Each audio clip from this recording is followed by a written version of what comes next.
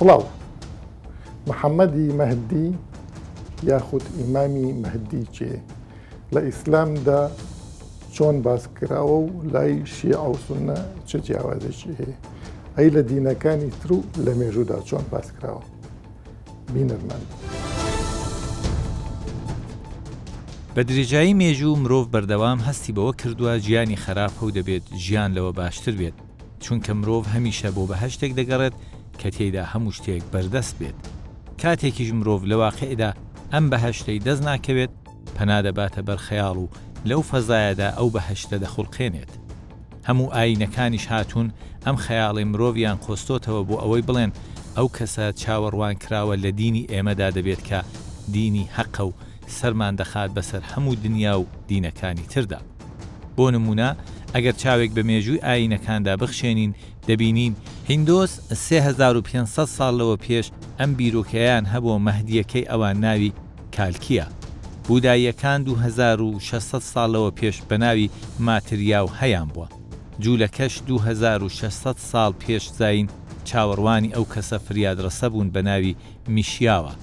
کریسیانیش 2000 ساڵ چاوەڕوانی هەڵسانەوەی ئیسا دەکەن تاکو سەرکردایەتیان بکات بۆ داگیرکردنی جیهان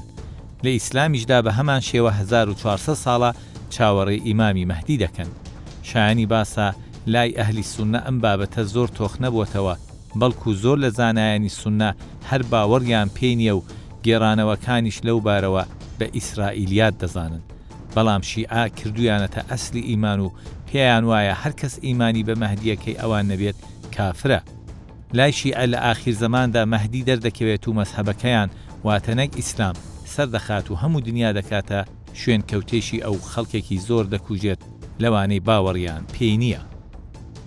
لە مێژوودا لە زۆربەی دینەکان و شارستانێتەکانە هەمیشە هیوایەک دراوە بە ئایندە کە لە ئایندەدا کەسێک یا هێزێک پەیدا دەبێت هەموو سەرزەوی دەگرێت و ئەو پەیامە بڵاو دەکاتەوە کە لەو شارستانێتە هەیە و عەدل و دادپەروەری بڵاوکاتەوە ئەم فکرێ لە ناو ئیسلامدا بە محەممەدی مەهدی ناسراوە لای شیعە پێی دەوترە ئیمامی زەمان عەجەل الله فەرەجەه الشەریف وەکوان دەڵێن و لە هەموو ساتێکە چاوەڕوانن مەهدی دەرکەوێت چونکە لای ئەوان مەهدی زیندووە کەچی لای سوننە زۆر گرنگی بەم بابەتە نەدراوە محەممەدی مەهدی جارێ لەدایک نەبووە کاتێکیش دەردەکەوێت لە ئاخر زەماندا دەردەکەوێت بەڵام لە ناو ئەهلی سوننەدا زۆر لە زانایان هەر باوەڕیان بە شتێک نییە پێی بوترێ محەممەدی مەهدی لە نوێیەکان وەک سەید ڕەشید ڕەزا محەممەد عەبدە و تەنانەت عەلی جومعە کە ئێستا موفتی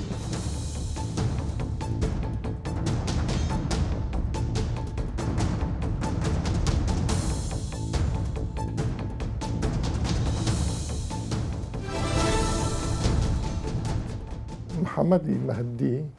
یاخود وەک لای بڵێن ئەدەبیاتی میلی ئەوترە ئیمامی مەهدی یا ئیمامی زەمان هیچێکە لەو باسانەی کە لە عەقیدەی ئیسلامیە چ لای شیعە چ لای سوننە قسەی زۆری لەسەرەکرێ من ئەمە لەبارەی مێژووە قسە بکەین ئایا ئەم فکرێ بەس لای ئیسلام هەیە یاخود دینەکانی تریشیانە قسەکردن یا ڕۆچوون بە نێو ڕووداوێکی مێژووی بە ئاینی کراو کە ئیمامی زەمان یا ئیمامی کۆتایی ژیانە کە ئیمامی لای شیعەکە مەهدی ناسراوە لە ڕۆژێکی مێژووی زۆر کۆنی لای سوننەشەر بە محەممەدی ڕگوشێکی مێژووی زۆر کۆنی هەیە ڕگوشە مێژوویەکەی گەتە بووم هەزاران ساڵ تەواو لە ملیۆن ساڵ پێش زاینە چونکە نازانم ڕەفکەی دەکەوتووە ئەگەر ئێمە زۆر دووردینێک نەگەڕمە سۆمەریەکان کە لە ئەوانش ئەم عیبارەتە لە هەندێک دەقی مێژووی سۆمەریەکانیش هەبوو بەڵێ بەڵێ ئەوانش هەرابووە بەڵام لای مەهدی نا باوەڕێنەوە بووە کە بەر لەوەی دنیا مرۆڤ دنیای کۆت ئەو دیاوە کە سایەتێک دێت هەموو گەندەڵیەکانی ئەم سەرزەمینە چا دەکات هەر فکری مەهدیەکەی بەڵێ چا دەکات و گەندەڵی ناهێڵێت نەعەدالەتی ناهێڵێت نابەرابەری ناهێڵێت و هەموو خەڵی بە ئاسوودەی دەژین دوای ئەمجا دنیا کۆتایی دێت باش ئەمە لای سومەرەکان هاتووە لە فکری ئەکەدیە هاتووە ئاشوریەکان کەو کاتێک کە ئەتا براهیمی خەلی دەرەکەی و ڕۆژ شدان یەکەی پاشا ئاشوری ئەبێتەوە دەسووتێنرێت لەوێ شار و حاڵەتە هەیە لەگەڵ پاشا ئاشوریا بەرەوڕۆ بێتەوە بابلی نا پاشا ئاشوری باش شمشی ئەدەدی یەکەمە لە نەمرود شاری لە نەمرود کە شاری نەمرودیش بووە شاری ینی پایتەختی هاوینەی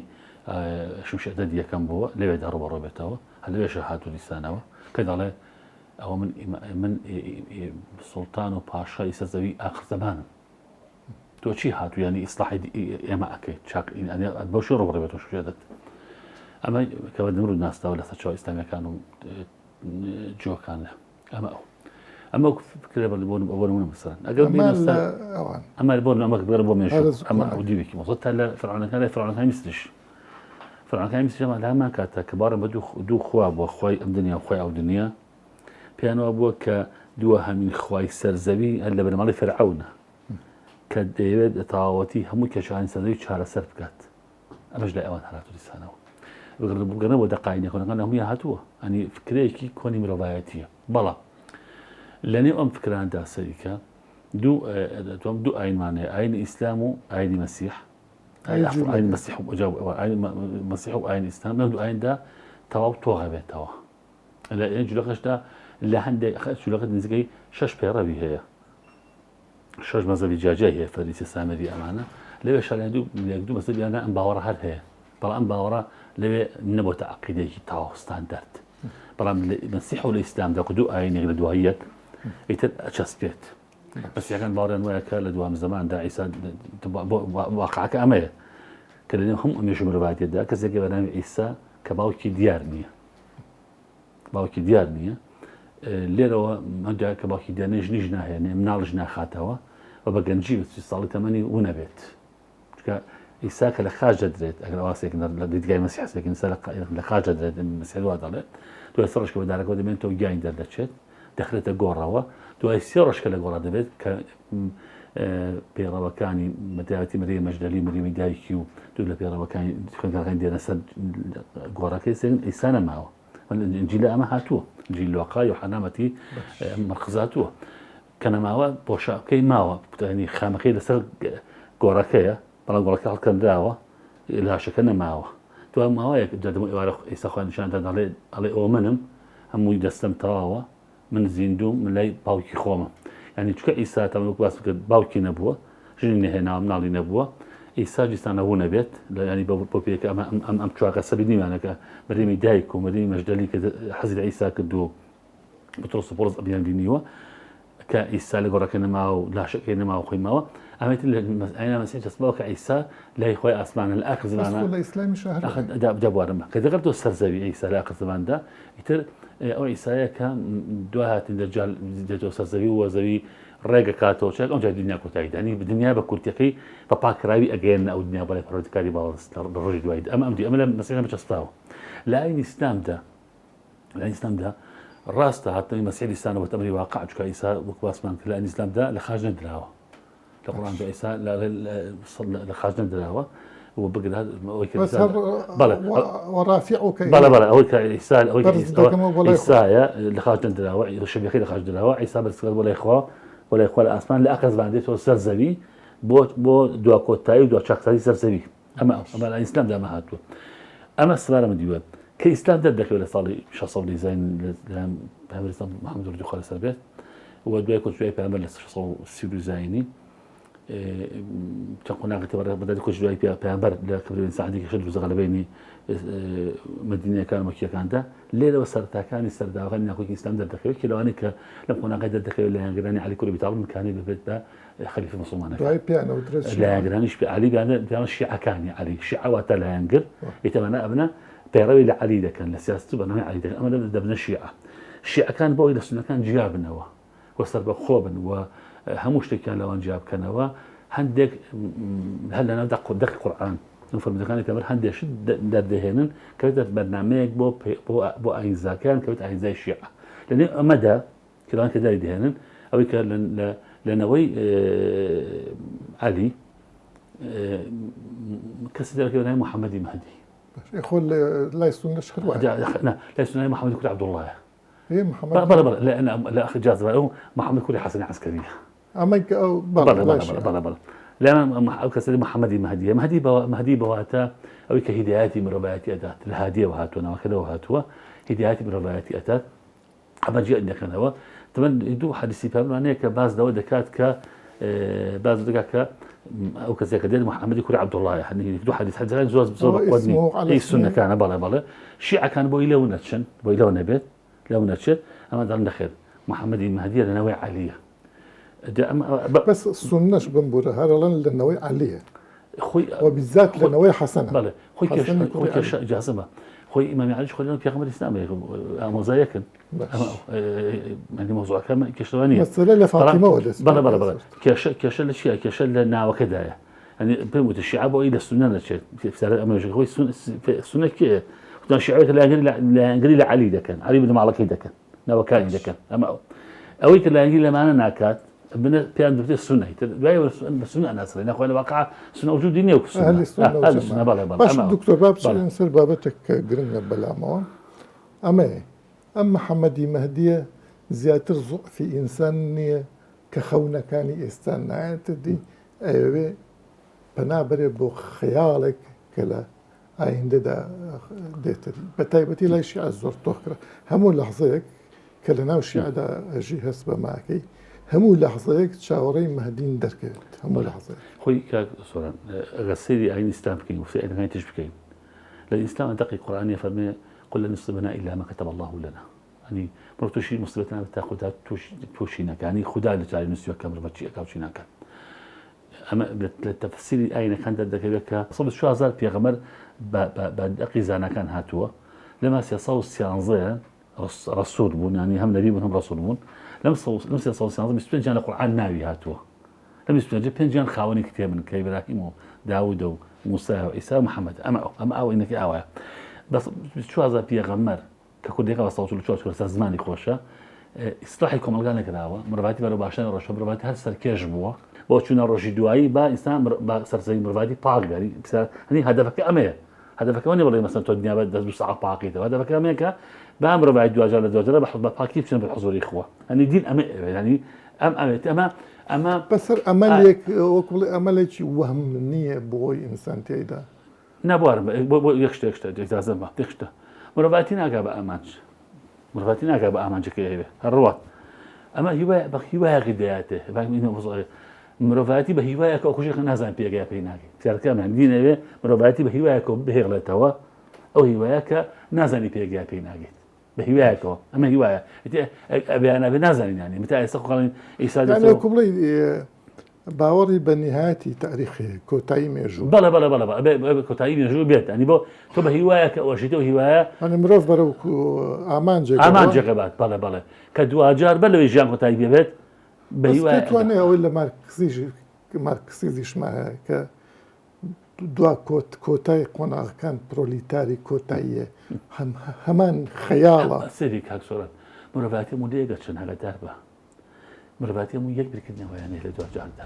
برا بكل مكان شواز بكنا وكان أمانجا كان يتوزع الجواز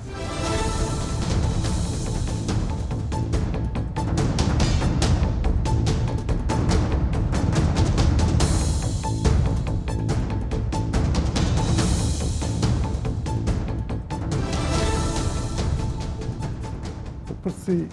محمد مهدي لروي الدينية هذا كان باسك لو بكين لا أهل السنة وجماعة شون باس لمحمد مهدي كرام بابتي محمد مهدي بدل لوها مراجعي زانيان كالسري هيا لنيوان شيعة وسنة كأوي أوان كي ووي إيما كي أهل السنة وجماعة من حزكم لقوش نقايكو لسر شمك كان بوستم أوان ديك محمد مهدي وكو صفتي مهديات همو مسلمان لناخيا أبي مهديات هبل إن هديناه السبيل إما شاكر وإما كفورا هم نفسي إنسانك حتى بيامبري إسلام كلفار مذكانيا نزاءك وهاني إما جدا أم نزاء بكين اللهم اجعلني هاديا مهديا أبي أمر بريك بين بوئويك أم بيشي وقرين كاروان لدواي كاروان بيجينين تا أقات دستي محمد مهدي يعني حەزەکەم ئەلێرەوە ئەو چەمکە ڕاستکەمەوە ئێمە وابزانین محەممەدی مەهدی دێت بەسەر وێرانەیە کاو لەو چاشی ئەکاتەوە نەخێر کاروانێکی توولانیە خلافەت بەرەو زیندوو ئەڕوا ئەو یەت بەسەر ئەو بابەتەیە بمبورە لە ئەحادیثەکانە وا دیارەکە دنیا بعد ئەن ملیئەت ظلمەن وەجەورن بەڵا قوربان بەڵام ئەوەندە بزانە دوای خلافەتێک بێت یعنی خلافەتی ئیسلامی بەرەو گەڕانەوە ئەڕوات پاشان زەوی بەرەو ئاقاری خراپ ئەڕوات بەڵام بەو سیفەتە ناکە ئێمە یەئس بمانگرێ هەموو بۆ دەلاقەیەک بگەڕین لە گۆشەنیگای ئەمەلێکەوە بڕوانین کە تەنها ئەو فریاد ڕسمانە نەخێر کاروانێک ئێمە ئەیەنە دەست ئەو ئەمە لەم ڕوانگەیەوە حەز دەکەم ئینسانی مسلمان ئەبێ زۆر لەوە وریاتر بێ بەوەی کە لەو گۆشەنیگایە ئەسەوە بۆی بڕوانێت چونکە ئەمڕۆ چونکە مسلمانان لەو پەڕی لاوازیان هەمیشە ئەم بابەتانە ئەوروژیان بۆکو ئەوەی کە ئیتر بۆ دەرچەیەک بگەڕن ئتر گۆشەنیگایەک بێت سەرزەویان بۆ ئەوەدان کاتەوە گەوەی کە کەس نییە ئەمە ئیشە بگرێتە دەست چەمکەکانیش مامۆستا حەزەکەم پێتوانێت هەر مەهدی ئەو معنایی گیاندۆ لە درێژایی مێژوو هەر پێش ئیسلامیش لای مەسیح لای یەهود لای غەیر کۆنەکان حتا مثلا بوزیەکان هەیەە هیندۆسیەکان هەیەە هەمووی فعلەن بۆەوە ئەگەرەکە لە بە دوای هیوایەکە ئەگەر ئەو هیوات متعالیقەکە بە شتێکی نادیارەوە ئەمە یەکێک لەو شتە جوانانەی کە ئێمە ئەبێ وەکو مەشخەڵێک بەرەو ئەو مەشخەڵە بڕۆین و زیندوی کەینەوە نەک ئەوەی کە کوژا بێتەوە و ئەو هیچی پێ نەبێت و ئێمە ئەو بێت ئێمە هیچمانتیان خێرەکمانتیانەما بێ ئەو بێ زیندوی کاتەوە مامۆساگیان ئەم محەممەدی مەهدیە بەپێی ئەهلی سونە و جەماعە طبعاً ئێمە و شیعە ئەوان لای ئەوان نەوەی حسێنە لای ئێمە نەوەی حەسەنە کێشەمان نییە هەر کامێک بێ مهمەیە لە ئال و بەیتە من عیتڕەتی و ئەوانەیشی کە ئینکاریەکەن زۆر کە من لە چاو ئانەیە کە لای ئەهلی سونە زۆر باوی نییە حتا ئەڵەنەوە حادیسانەی کە هەتۆ صحیح نییە زۆر لەسەر ئەم بابەتی محەممەدی مەهدی 31 ئەسحابی کیرام کێڕاویانەتەوە 31 ئەسحاب ئەمە یەک دوو زۆرێک لە زانایان کە ژمارەیەکی زۆر زۆرن ناوەکەم بیر نییە بەڵام لەسەر و 60 شتێکەوەن 67 بەرەو سەرن کە نیوەیان ڕئیان وایە ئەم بابەتە تەواتوری معنەویشە تەواتوری معنەوی مەشهورە یا تەواتوری حتی تەواتوری معنەوی تازە محمود عەبدوڵڵا ئال زەید هەیە لە بەڵێ ئەوەی لە ئەمریکایە قەتەریە خۆی ئەویش خۆی سەلەفی و لە عالمەکانی حەدیثە ئینکاریەکە بەپێی حەدیث ئوستازیان من پێتەڵم بە حکمەوەی کە بە سەراحەت لە قورئانە نەهاتووە و بەڕاستە و خۆش لە فەرمودەی بوخاری و مسلیمانە هاتووە ئەمە دەلاقەیەکی کردوتەوە کە بابەتی ڕاجایی لەسەر ئەم بابەت بەس لە ئوسولی عەقاید نییە پێغەمبەری ئیسلام صلی الله عليه وسلم ئاماژەی بە دوای خۆی نەداوە بەوەی کە یەکێک پەیابێ وەسی قەڕایی بەس ئاخرەڵەن ڕاست نییە ئەو خەبەرانە صحیحە لە بوخاری و مسلیمیش هاتووە محەممەدی مەهدی ئەمەی محەممەدی مەهدی من پێتەڵم تەواتوری معنەویە ئەوانەی کە ئەڵێن ڕاز نییە ئێم بەڵگەس ئەم فەرمودە صحیحانە چی لێ ئەکەن ئەم فەرمودە صحیحانە چی لێ ئەگەر تەواتوری معنەوی بێکەواتە ئێمانە پێی نەبێ کافرێوی چۆن ئوستازیان ناڵم ئەوانەی کە ئەڵێن تەواتوری معنەویە زۆر لەبەر ئەم بابەتە متەشەدیدن بۆیە ئێمە بێت لەم نێوەندەیە منهەجێکی معتەدیلانەمانە بێ نەیکەین بە حەدی مرتد مادام شتێکی ڕاجاییە و مادام بە حکمەوەی کە بە سەراحەت لە قورئانە ئاماژەی پێ نەدراوە لە قورئانە بە سەراحەت ئاماژەی پێ نەدراوە بمانەوێ ئێمەش خۆی بۆ خۆی بەڕاستی هەڵگری ئەوەیە کە ئینسان قسەی لەسەرکە بەڵام مادام لە ئوموری غەیبیاتە پەیامبەری ئیسلام دەربارەی غەیبیات لە خۆی قسە ناکە عالم الغيب فلا يظهر على غيبه أحدا إلا من ارتضى من كلمة سەر و سەرچاو کە گەشتنەوەی کە سابوت بوو کە قسەی پێغەمبەر ئیتر ئێمە قسەمان تیایی نییە بەڵام عولەماڵێن قسەی ئەو نییە با من نمونەیەکت بۆ پێم حەدیثی صحیفەی مەدینە چەند مەشهورە بەڵێ حتى آخر کەس ئەوەی بڵێن ئیمامی ئەلبانی ئەڵێ مەوزوعە هەموو عولەمای حەدیث ئەڵێن مەوزوعە مامۆستا سۆران کشتێک ئەمەندە ڕاجایی لەسەر بێ و ئەمەنە مشتومڕی وردی لەسەر بێ ئەبێ بخێنە لە قاڵبی و هەماجێکێنەوە کە هیچ کتێبێکی فەرموودە نییە إلا لبابي فتن وملاحم لبابي أشراط الساعة لباب المناقب بابتي محمدي مهدي أماجي بيتراو بس زوريان أنا محمدي مهدي هر عيسى كوري مريم كدا أبزي وانيا أصلا بعكسه محمدي مهدي دا بزيوة و پرۆسەکەی بەرەو 6 ساڵ و 7 ساڵ ئەڕوا سەرزەوی بەرەو ئاوەدان بوونەوە ئەڕوا دوجار سەر زەوی ڕوبەڕووی کۆمەڵە گرفتە بێتەوە چکە لە ڕووی بانگەشەوە ئیتر دژایەتە گەورەکان بۆ محەممەدی مەدی دەست پێ ئەەکەن تەمە لێرەش حەزێک مەشتی پێ بڵێم ئەم وشەی منتەظیر و منتەظرە مەهدی المنتەظر لە فەرمودەکانی ئاماژەی پێ نەدراوە و ئێمە حتا باوەڕمان بەوە نییە منتەظیر بە منتەظر ڕەحمەتی لێبێ ئێمە ئینتیزاریەوە ناکەین ئەویش ئینتیزاری ئێمە ناکە ئەلەمەوە ئەگەینەوەی کە ئەوانەی ئیدعای مەهدیەتەکەن درۆەکەن چونکە محەممەدی مادی لە شەو ڕۆژێکە خوا ئامادەی ئەکا و محەممەدی مادی لە بابی تەواضع ئەو ڕۆژە کە ئینی پێەکەن بەیعەتی پێدەن خۆی لە کاکە وڵڵا من ئەهل نیم وازم لێبنن چکە لە مەکەیە حاڵەتێکی نەخوازرا و ڕوئەیە ئەم گەنجێکی جوانە وتارێک ئەیا وتارەکەی زۆریان بەلاوە جوانە بێ کە دوای سەری تەسکەرە و جنسی ئەەکەن نووسراوە محەممەد عەبدوڵڵاه الهاشمی الفاتمی العەلەوی ئەم ناو نیشانانە و مەلامیحەکانی کە لە فەرمودەکان ئاماژەی پێدراوە ئەهلی عیلمە عالمێکی دینیە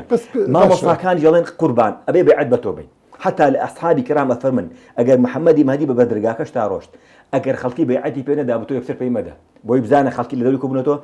ئەمەی کە محەممەدی مادی خەڵکان لە دەوری کۆبنەوە ئیتر ئەبێتە حاڵەتێک کە ئەتر پێویستی بەوەیە کە ئەو تەنگەشەیە بڕەوێنێتەوە